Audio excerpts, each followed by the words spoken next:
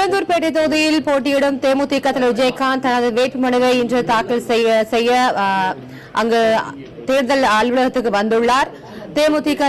தேமுதிக மாநில அணி தலைவி பிரேமலதா விஜயகாந்தும் மற்றும் கட்சி உறுப்பினர்கள் மற்றும் தொண்டர்கள் அனைவரும் அங்கு கூடியிருக்கின்றனர். உளுந்தூர்பேட்டை தொகுதியில் போட்டியிடும் விஜயகாந்த் நட்சத்திர வேட்பாளராகவே அங்கு பார்க்கப்படுகிறார். விஜயகாந்த் போட்டியிடும் 3வது சட்டப்பேரவை தேர்தல் இதுவாகும். 2006 விருத்தாச்சலம் தொகுதியில் விஜயகாந்த் தனித்து போட்டியிட்டு வெற்றி பெற்றார்.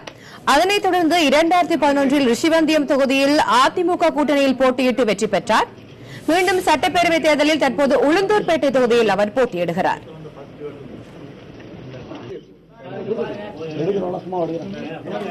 விழுப்புரம் மாவட்டம் உளுந்தூர்பேட்டை தொகுதியில் போட்டியிடும் தேமுதிக தலைவர் விஜயகாந்த் தனது வேட்பு மனுவை உளுந்தூர்பேட்டை வட்டாட்சியர் அலுவலகத்தில் உள்ள தேர்தல் அலுவலர் முகுந்தனிடம் தாக்கல் செய்தார்.